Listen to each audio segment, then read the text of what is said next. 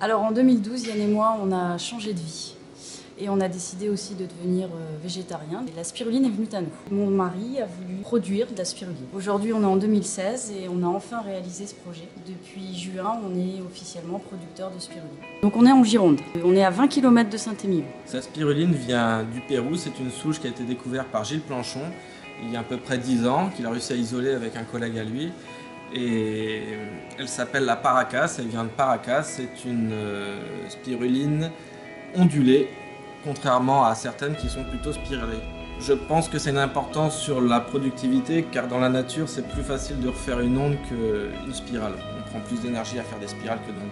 Et par contre, c'est un peu plus compliqué à récolter, car notre souche ne flotte pas, contrairement aux autres. Donc on a un peu plus de temps. Alors nous achetons une souche chaque année donc à Gilles Planchon, à son laboratoire. Il se charge d'isoler les cellules souches. On repart dans un petit bassin de 10 mètres carrés. Et petit à petit, la spiruline se développe dans tous nos bassins. Il faut savoir qu'on a à peu près 1400 mètres carrés de bassin et l'année prochaine, on vise 2000 mètres carrés de bassin. Ensuite, la spiruline se développe dans un milieu avec un pH de 10 et dans une eau salée. On a choisi le sel de l'île de Ré.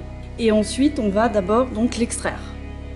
L'extraction va se passer à l'aide d'une pompe et ensuite, on va le passer avec un filtre qui fait 30 microns. Et il faut savoir que la spiruline fait 32 microns. Donc la spiruline va rester au fond du filtre. Ensuite, ça va former une pâte, ce qu'on appelle la biomasse. Cette biomasse, on va la prendre, on va la presser. Ensuite, une fois qu'on a pressé, on va l'extruder, c'est-à-dire qu'on va la passer on va la rendre en spaghettis, en brindilles. Et ensuite, ces brindilles vont passer au four, à un four de moins de 42 degrés pour ne pas enlever les vitamines et les enzymes. Et ensuite, la spiruline sera mise en pot. Donc nous, on a choisi des pots, des boîtes compostables. Enfin, le couvercle est compostable et la boîte est recyclable. Alors cette spiruline, on peut se la procurer directement à la ferme ou alors sur internet www.laspirulinedejulie.com ou dans les magasins bio type Sobio sur Bordeaux ou le Drive Fermier. On a pas mal de petits distributeurs, on va commencer à les mettre sur notre site. Pour commencer, on conseille de prendre une cuillère à café par jour pendant la première semaine. Et après, ça peut aller jusqu'à 30 grammes par jour pour les grands sportifs, type marathoniens, etc. La spiruline, c'est conseillé pour beaucoup de choses. Elle augmente les défenses immunitaires, elle a un fer biodisponible, elle augmente les performances, la concentration. Au quotidien, elle est antioxydante, détoxifiante, reminéralisante. C'est aussi un partenaire minceur parce que c'est de la protéine directement assimilable. Donc quand votre corps l'ingère, votre corps vous dit bon, j'ai plus faim, j'ai eu ma quantité de protéines, de vitamines, d'oligo-éléments. Il faut aussi savoir que ça diminue la fatigue, les rhumatismes, le stress, les allergies. Et je pense qu'on va encore découvrir d'autres choses. Alors, nos conseils pour consommer la spiruline. Chez nous, on a un moulin à spiruline qui nous sert au lieu d'avoir son sel sur la table, on a notre spiruline sur la table, donc en petite dose. En résumé, Julie, la spiruline, on peut la consommer tous les jours en tant que condiment à l'aide du moulin à spiruline.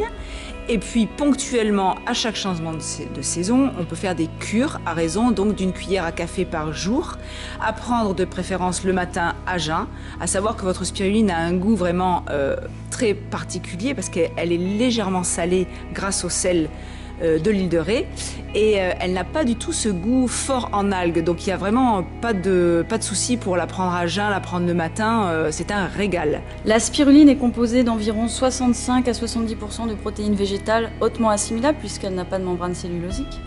Elle a aussi 12 vitamines, quasiment toutes les vitamines B, c'est pour ça qu'elle est très recherchée chez les sportifs.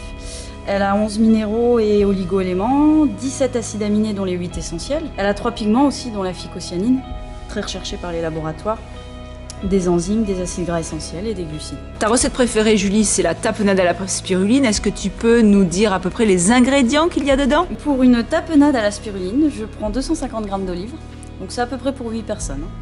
25 g de spiruline réhydratée, c'est-à-dire que je vais mettre ma spiruline et puis je vais remettre de l'eau au niveau de la spiruline.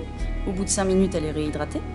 Ensuite, je vais mettre 3 cuillères à café de capre et un demi-oignon. Je mets tout ça dans un blender. Vous pouvez déguster ça avec des petits cressins que s'il vous fait, ou des petits bouts de carottes, ou des petits bouts de courgettes. Et tu nous fais aussi du chocolat, du cacao à la spiruline. Et donc on est sur un cacao très très bon puisque c'est du National Ariba. C'est Donc- vraiment un super aliment. Et donc il y a de la B12. Julie, Yann, je vous remercie pour cette visite et puis je vous souhaite un développement prospère de votre activité et je vous dis à bientôt. À bientôt.